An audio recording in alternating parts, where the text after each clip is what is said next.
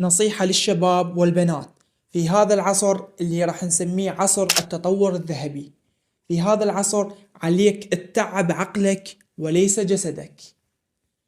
مع وجود الانترنت والتطورات اللي نلاحظها بهذا العصر، عليك انه تستغل هاي الفرصة وتتعلم مهارة جديدة.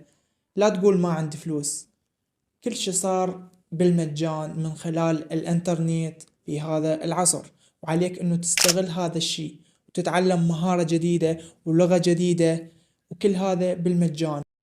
شلون؟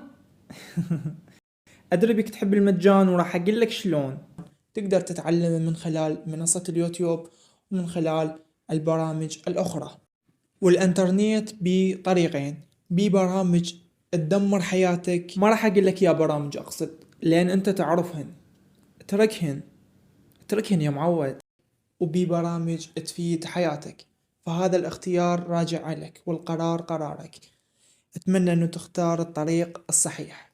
بما انه وصلت لنهاية الفيديو راح اتحداك تشترك بالقناة وتخلي لايك بخشمك.